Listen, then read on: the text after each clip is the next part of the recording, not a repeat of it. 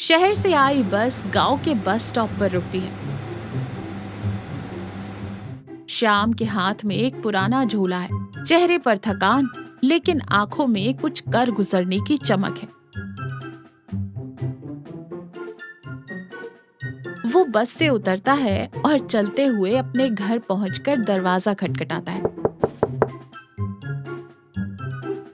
सरला दरवाजा खोलते हुए हैरानी से कहती है, अरे आप, ना कोई तीज ना कोई त्योहार, अचानक शहर से कैसे आ गए? सब ठीक तो है ना? कोई झगड़ा वगड़ा तो नहीं हुआ? श्याम झोला नीचे रखते हुए मुस्कुराते हुए कहता है, सब ठीक है सरला, अब से मैं यहीं तुम्हारे साथ रहूंगा। शहर की उस मिठाई की दुकान पर 10 साल बर्तन धो लिए बहुत है। अब अपने ही गांव में अपनी एक पहचान बनाने आया हूँ। सरला घबराकर कहती है, क्या कह रहे हैं जी? बनी बनाई नौकरी छोड़कर आ गए? यहाँ हमें कौन सा व्यापार करना आता है? अपनी उन 2 बीघा जमीन पर खेती करें तो भी बारिश कहाँ हो रही है? श्याम अपने झोले से एक छोटा सा डब्बा निकालते हुए कहता है, मुझे बड़े व्यापार नहीं आते सरला, लेकिन खाना बनाना आता है। शहर में जो हुनर सीखा है उसी से अब गांव में तड़के वाले न्यूट्री कुलचे का ठेला लगाऊंगा। मेरे हाथ के स्वाद से गांव वाले उंगलियां चाटते रह जाएंगे। देखना, कल से ही हमारी नई शुरुआत। श्याम एक छोटे से ठेले को कपड़े से चमका रहा है। ठेले पर लिखा है, शाम के तड़के वाले न्यूट्री कुलचे। सरला हाथ में चाय का कप लिए आती है और हंसते हुए कहती है, अरे बस भी करो जी, रात जो कहा था वो सच में कर रहे हो। ठेला है, कोई ताजमहल नहीं जो इतना चमका रहे हो। रंग तो इसका वैसे भी उड़ गया है। सरला, रात कहा था ना, ये सिर्फ ठेला नहीं, मेरा सपना है। आज मेरे न्यूट्री कुलचे का पहला दिन है। सरला मुस्कुराकर चाय देती है। अच्छा बाबा, लो चाय पियो। पर ये न्यूट्री क्या होता है? हमारे गांव में तो लोग दाल रोटी वाले हैं। अरे यही तो जादू है। सोयाबीन की वड़ी को जब मैं अपने खास मसालों में भूनकर तड़का लगाऊंगा और मक्खन वाले कुलचे के साथ दूंगा तो देखना कितना गजब का स्वाद आएगा। तभी छगन चाचा खांसते हुए आंगन में आते हैं। अरे श्याम, रात ही पता चला कि तुम गांव आ गए हो और ये सुबह सुबह किस चीज का तड़का लगा दिया? मेरी नाक के बाल तक जल गए खुशबू से। श्याम उत्साह से कहता है, चाचा, न्यूट्री कुलचा बनाया है, पहला दिन है, आप बोहनी करवाओ, खाकर बताओ कैसा है। छगन चाचा मुफ्त का नाम सुनकर खुश हो जाते हैं। अरे नेकी और पूछ पूछ, ला एक प्लेट लगा दे। श्याम एक प्लेट में न्यूट्री कुलचा देता है। छगन चाचा एक बड़ा बाइट लेते हैं। अचानक उनकी आंखें बड़ी हो जाती हैं, चेहरे पर पसीना आ जाता है। सरला घबराकर कहती है, क्या हुआ चाचा, ज्यादा तीखा है क्या? चाचा हांफते हैं लेकिन मजे लेते हुए कहते हैं, अरे पानी पानी लाओ। सरला पानी देती है। चाचा पानी पीते हुए कहते हैं, ओहो श्याम, नाक से गंगा जमुना बह निकली, लेकिन कसम से स्वाद में साक्षात स्वर्ग दिख गया। एक प्लेट और लगा दे। श्याम और सरला खुश होकर हंसते हैं। श्याम का ठेला लगा है, छगन चाचा बैठे हैं। तभी ब्रिजेश काला चश्मा लगाए और थोड़े शहरी एटीट्यूड में आता है। और श्याम भैया, क्या हाल है? सुना है तुमने सड़क किनारे कोई नई डिश शुरू की है। श्याम विनम्रता से कहता है, आइए ब्रिजेश बाबू, हाँ, न्यूट्री कुलचा, आप भी चखिए। ब्रिजेश नाक सिकोड़ते हुए कहता है, ये सोयाबीन की सब्जी। अरे श्याम, तुम लोग अभी भी इसी में अटके हो। शहर में तो लोग बर्गर और सैंडविच खाते हैं, ये तुम्हारा न्यूट्री व्यूट्री तो बीमारों का खाना लगता है। इसमें क्या स्वाद होगा? श्याम का चेहरा उतर जाता है। वो बहुत भावुक इंसान है। श्याम दुखी स्वर में कहता है, ब्रिजेश बाबू, खाना कोई भी हो, अगर दिल से और मेहनत से बनाया जाए तो उसमें स्वाद आ ही जाता है। आप इसे बीमारों का खाना मत कहिए। पीछे से सरला आती और गुस्से में कहती है, अरे ब्रिजेश बाबू, शहर में 4 दिन क्या रह लिए? गांव के अनाज को बीमारों का खाना कहने लगे। तुम्हारे उसी बर्गर को खाकर शहर वाले अस्पताल के चक्कर काटते हैं। ब्रिजेश हंसते हुए कहता है, भौजी, तुम नहीं समझोगी। चलो श्याम, अगर तुम्हें अपने खाने पर इतना ही घमंड है तो शर्त लगाते हैं। परसों मेरे कुछ मेहमान शहर से आ रहे हैं, तुम उनके लिए अपना ये न्यूट्री कुलचा बनाओ। शर्त कैसी? अगर उन्हें तुम्हारा ये देसी खाना पसंद आ गया तो मैं तुम्हें पक्की दुकान खोलने के लिए अपनी तरफ से पैसे दूंगा, और अगर उन्होंने कह दिया कि बकवास है तो तुम्हें ये ठेला हमेशा के लिए बंद करना होगा। छगन चाचा बीच में बोलते हैं। अरे ब्रिजेश, बच्चे की जान लेगा क्या? श्याम गहरी सांस लेते हुए आत्मविश्वास से कहता है। मुझे मंजूर है ब्रिजेश बाबू, परसों आप सब मेरे आंगन में आइए, दावत मेरी तरफ से। श्याम बहुत परेशान है, पर रसोई में इधर उधर कुछ ढूंढ रहा है, डिब्बे खोल रहा है और फिर बंद कर रहा है। तभी सरला गुस्से में कहती है, क्यों ये पूरे घर को सिर पर उठा रखा है? चूहा ढूंढ रहे हो क्या? श्याम रुआसा होकर कहता है। सरला, मेरा डिब्बा नहीं मिल रहा, वो खास मसाले का डिब्बा जो मैंने शहर से आते वक्त गुरुजी से लिया था, उसी से तो न्यूट्री में असली तड़का लगता है। अगर वो नहीं मिला तो कल ब्रिजेश के सामने मेरी बेइज्जती हो जाएगी, मेरा ठेला बंद हो जाएगा। सरला। श्याम जी, आप इधर देखिए मेरी तरफ। वो जो शहर के हलवाई थे, क्या उन्होंने वो मसाला किसी मशीन से बनाया था? नहीं, अपने हाथों से। तो आपके हाथ में क्या जंग लग गया है? खाना मसालों से नहीं, पकाने वाले की नियत और मेहनत से बनता है। जब आप सुबह 4 बजे उठकर ताजी सब्जियां काटते हो, धीमी आंच पर ग्रेवी पकाते हो, तो स्वाद तो उसी में आ जाता है। वो डिब्बे भूल जाइए, अपने हाथों पर और अपनी मेहनत पर भरोसा रखिए। सरला की बात सुनकर श्याम गहरी सांस लेता है। उसके चेहरे पर शांति और एक नया आत्मविश्वास आ जाता है। तुम सही कह रही हो सरला, मैं अपनी मेहनत का तड़का लगाऊंगा। एक चारपाई पर ब्रिजेश और छगन चाचा बैठे हैं। सामने छोटी मेज पर गर्मा गर्म न्यूट्री और कुलचे रखे हैं, जिनमें से भाप निकल रही है। श्याम और सरला थोड़ी दूरी पर उम्मीद और घबराहट से खड़े हैं। ब्रिजेश प्लेट उठाते हुए कहता है, चलो देखते हैं तुम्हारे इस बिना खास मसाले वाले देसी खाने में कितना दम है। ब्रिजेश न्यूट्री में कुलचा डुबोता है और एक बाइट खाता है। वो चबाता है और अचानक खाना रोक देता है। उसकी आंखें बंद हो जाती हैं। सब एकदम शांत। छगन चाचा घबरा कर कहते, क्या हुआ रे ब्रिजेश, स्वाद नहीं आया क्या? वो अपने मन में बुदबुदाते हुए कहते, हे भगवान, लगता है शाम का ठेला आज गया। ब्रिजेश की आंखें खुलती हैं और उसकी आंखों में आंसू हैं। वो बहुत भावुक है। ब्रिजेश बाबू, कुछ गलती हो गई क्या?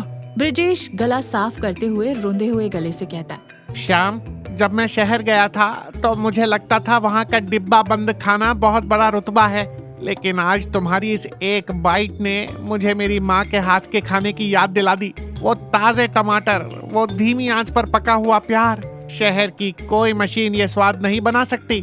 छगन चाचा माहौल को हल्का करते हुए कहते हैं, अरे ब्रिजेश बेटा, अगर तुम्हें इतना ही रोना आ रहा है तो अपनी प्लेट मुझे दे दे, मैं तेरे हिस्से का खा लेता हूँ, मुझे कोई रोना नहीं आ रहा। सब अचानक जोर से हंस पड़ते हैं। ब्रिजेश भी आंसू पोंछते हुए हंस देता है। चाचा, ये प्लेट तो अब कोई मुझसे छीन ही नहीं सकता। और श्याम भाई, मैंने शर्त हारी और तुमने दिल जीता। अगले हफ्ते तुम्हारी पक्की दुकान का काम शुरू होगा, ये मेरा वादा है। सरला मुस्कुराते हुए शाम को कोहनी मारती है। देखा जी, मैंने कहा था ना, नियत साफ हो तो स्वाद अपने आप आ जाता है। श्याम हाथ जोड़कर कहता है, आप सबका बहुत धन्यवाद। आसमान में आग उगल रहा है, भयंकर गर्मी है। गोयंकर के चेहरे पर अपने शेड के पशुओं को लेकर गहरी चिंता साफ दिखाई दे रही है। शेड के अंदर भैंसे, गाय गर्मी बर्दाश्त नहीं कर पाने के कारण जीभ बाहर निकालकर हाफ रहे हैं। लक्ष्मी, जल्दी से वो पानी की बाल्टी लेकर, गीला कपड़ा लेकर इधर आओ। देख, हमारी गाय गंगा गर्मी की वजह से कैसे हाफ रही है। यह कड़कड़ाती धूप तो इंसानों को ही बदल कर राख कर देती है, फिर ये बेजुबान जानवर इस गर्मी को कैसे बर्दाश्त करेंगे। मेरा दिल बैठा जा रहा है। गोयंकर की पत्नी लक्ष्मी हाथ में पानी की बाल्टी लिए घबराती हुई आती है। इस दंपत्ति का कोई संतान नहीं है, इसलिए वे इन पशुओं को ही अपना सगा बच्चा मानकर उसे बहुत प्यार करते हैं। लक्ष्मी बहुत दुखी होकर उस भैंस के सिर पर हाथ फेरती है। अरे बेचारे, हमारे बच्चे इस उमस और गर्मी में तड़प रहे हैं। अगर इन्हें कुछ हो गया तो मैं बिल्कुल बर्दाश्त नहीं कर पाऊंगी स्वामी। गोयंकर लक्ष्मी के कंधे पर ढाढ़स बांधते हुए हाथ रखता है। तुम बिल्कुल चिंता मत करो लक्ष्मी, मैं कल ही इलेक्ट्रिशियन को बुलाकर इस शेड में बड़े बड़े एसी लगवा दूंगा। हमारे पशु ठंडक में आराम से रहने लगेंगे। यह सुनकर लक्ष्मी बहुत खुश होती है। अगले दिन शेड में एसी की ठंडी हवा में पशु आराम करते देख गोयंकर और लक्ष्मी बहुत खुश होते हैं। आशुतोष अपनी डेयरी फार्म में कुर्सी पर बैठकर मूंछों पर ताव देते हुए पैसे गिन रहा है। उसके पास ही एक नौकर बुलबुल खड़ा होकर दूध में पानी मिला रहा है। आशुतोष गुस्से में जोर से चिल्लाता है, अरे बुलबुल, मैंने तुझे दूध में थोड़ा पानी और थोड़ा यूरिया पाउडर मिलाने को कहा था। तू अभी तक क्या कर रहा है रे? जल्दी निपटा। दूध सफेद और गाढ़ा दिखना चाहिए। मुनाफे की लक्ष्मी देवी घर में आनी चाहिए। बुलबुल अपना सिर खुजाते हुए, सेठ जी, आप चाहे कितना भी केमिकल मिला ले, हमारा दूध पतला ही रहेगा। पीने वाला का पेट खराब हो जाता है। लेकिन जरा पड़ोस वाले गोयंकर बाबू को देखिए, उन्होंने जो अपने शेड में भैंसे के लिए बकायदा बड़े बड़े एसी लगवा दिए हैं। अभी मैं उसी रास्ते से आते हुए देखते हुए आ रहा था। आशुतोष झटके से कुर्सी से खड़ा हो जाता है। शॉक होकर बोलता है, क्या कहा तूने? भैंसों के लिए एसी क्या? इसकी इतनी हिम्मत? वैसे भी उन बेजुबान जानवरों को एसी की हवा की क्या जरूरत है रे? क्यों नहीं है सेठ जी? अब वे वैसे ठंडी ठंडी हवा खाकर इतनी खुशी जैसे आइसक्रीम खा रहे हैं। लीटरों के हिसाब से गाढ़ा दूध दे रहे हैं। पूरा गांव गोयंकर बाबू की तारीफ कर रहा है। यह सुनते ही आशुतोष गुस्से में तिल मिला जाता है। मुंह बंद कर रख गधे। मालिक के सामने दूसरों की तारीफ करता है। उस गोयंकर के अच्छेपन को आग लगे। अगर वो ऐसे ही चलता रहा तो मेरा मिलावटी दूध कोई कुत्ता भी नहीं खरीदेगा। किसी भी तरह उस गोयंकर के धंधे को चौपट करना होगा। उसके एसी का खेल खत्म करना होगा। बुलबुल ईमानदारी से, सच है सेठ जी, आपका मिलावटी दूध पीकर सबको बीमारियां हो जाती हैं। वहीं गोयंकर मामू का दूध पीकर ताकत आती है। इसलिए आप पर कोई भरोसा नहीं करता, सब उन पर भरोसा करते हैं। यह सुनते ही आशुतोष बुलबुल को मारने के लिए हाथ उठाता है। तो नौकर है या उसका असिस्टेंट? जा बाहर निकल यहाँ से। कल मैं उसका काम तमाम कर दूंगा, तू देखते रहना। गुस्से में दांत पीसता है। रात हो चुकी है। आशुतोष एक हाथ में छोटी सी काली केमिकल की शीशी लिए गोयंकर के शेड के पास आता है, लेकिन उसे अंदाजा भी नहीं था कि बुलबुल छिपकर उसके पीछे पीछे आ रहा है। आशुतोष खुद से, गोयंकर, भैंसों को एसी में रखकर बड़ा खुश हो रहा है ना? ये देख, मेरे पास ये खतरनाक जहरीला केमिकल पाउडर है। इसे अगर दूध के केमिकल में मिला दिया जाए तो कल सुबह तक पूरा गांव अस्पताल पहुंच जाएगा। ऐसे सोचते हुए कैन के ढक्कन खोलकर उसमें पाउडर मिला देता है। बुलबुल एक पेड़ के पीछे से ये सब देख लेता है और हैरान रह जाता है। सुबह गांव के चबूतरे पर गांव के लोग इकट्ठा होते हैं। सब लोग बुरी तरह खास खास कर छींक रहे हैं और परेशान हो रहे हैं। गांव के प्रधान प्रमुख वहां आते हैं। ये क्या हो रहा है? गांव के आधे से ज्यादा लोग और बच्चे इस तरह सर्दी, बुखार और भयंकर खांसी से तड़प रहे हैं। आखिर रातों रात ये क्या हो गया? प्रधान जी, ये सब उस गोयंकर के पापों का नतीजा है। उसने पशुओं के शेड में एसी लगवाया है ना। उसी ठंडी एसी की हवा के कारण भैंसों और गाय को खतरनाक निमोनिया और सर्दी हो गई और उस बीमार पशुओं का दूध पीने की वजह से पूरे गांव का यह हाल हुआ है। उसके एसी को तुरंत उखाड़कर फेंकना चाहिए। उसके दूध को बेचने पर बैन लगा देना चाहिए, करके कहता है। गोयंकर हाथ जोड़कर मिन्नतें करता है। नहीं प्रधान जी, ऐसा मत कीजिए। मेरे सारे पशु पूरी तरह स्वस्थ है। मेरी जान जाए तब भी मैं दूध में कभी मिलावट नहीं करूंगा। मुझ पर भरोसा रखिए। बस करो गोयंकर, आशुतोष जो कह रहा है उसमें साइंटिफिक लॉजिक है। एसी की ठंडक से सर्दी होना स्वाभाविक है और वही दूध पीने से यह इंसान में फैल गया है। इसलिए जनता के स्वास्थ्य को देखते हुए आज से हमारे गाँव में गोयंकर का दूध बेचने पर पूरी तरह बैन लगाया जाता है। यही मेरा फैसला है। आशुतोष मन ही मन बहुत खुश होता है। इंस्पेक्टर रंजीत कुमार सिर्फ बनियान और लुंगी पहने कुर्सी पर बैठे हैं। कांस्टेबल लड्डू उनके पास खड़ा होकर हाथ पंखे से उन्हें हवा झाल रहा है। गोयंकर रोता हुआ अंदर आता है। सर, मेरे साथ बहुत बड़ा अन्याय हुआ है सर। मुझे और मेरे पशुओं को बचा लीजिए सर, करके रोने लगता है। अरे कौन हो भाई तुम और इस पुलिस स्टेशन में क्यों आए हो? वैसे यहाँ का पुलिस इंस्पेक्टर कहाँ है? ड्यूटी के समय पर वो अपनी सीट पर नहीं रहता? कोई जिम्मेदारी वगैरह है या नहीं? लड्डू अपने हाथ के पंखे से इंस्पेक्टर के सिर पर धीरे से मारता है। अरे सर, आपको भूलने की बीमारी बहुत बढ़ गई है। आप ही इंस्पेक्टर रंजीत कुमार है सर। पहले यह लुंगी उतार कर अपनी यूनिफॉर्म पहनिए। हर दिन इस तरह बनियान में ड्यूटी पर बैठोगे तो लोग हमें पुलिस नहीं चोर समझेंगे। रंजीत कुमार हड़बड़ाते हुए, अच्छा मैं इंस्पेक्टर हूँ, अब याद आया। लड्डू मेरा यूनिफॉर्म इधर ला। हाँ, तो इस बुजुर्ग की क्या समस्या है? सर, मेरा नाम गोयंकर है। मैंने अपने पशुओं के शेड में एसी लगवाया है तो सबने आरोप लगाया कि वह दूध पीने से गांव वालों को सर्दी हो गई है और मेरा धंधा बंद करवा दिया। लेकिन मुझे पक्का यकीन है सर कि किसी ने जानबूझकर मेरे दूध में कोई मिलावट की है। यह मुझे पक्का शक है सर, करके गोयंकर कहता है। क्या एसी का दूध पीने से सर्दी होती है? यह तो बहुत बड़ा इंटरनेशनल क्राइम लग रहा है। लड्डू जेब की चाबी निकाल, हमें अभी स्पॉट पर जाकर इन्वेस्टिगेशन करना होगा। पुलिस की जीप सायरन बजाती हुई जा रही है। अचानक रंजीत कुमार जीप रोक देता है। अरे सर, जीप क्यों रोक दी? आशुतोष का डेयरी फार्म तो अभी आया ही नहीं सर। रंजीत कुमार सिर खुजाते हुए, अरे वही तो लड्डू, हम लोग आखिर जा कहाँ रहे हैं, मैं रास्ता भूल गया। उसे जीप के पीछे कौन बैठा है, हमने उसे किडनैप तो नहीं कर लिया ना, करके कहता है। लड्डू अपना सिर पीटते हुए, सर आपकी याददाश्त को तो मैं, यह हमारे गोइंकर बाबू है, हमें आशुतोष के फार्म पर जाकर उनसे पूछताछ करनी है। जीप आगे बढ़ती है और आशुतोष के फार्म के सामने रुकती है।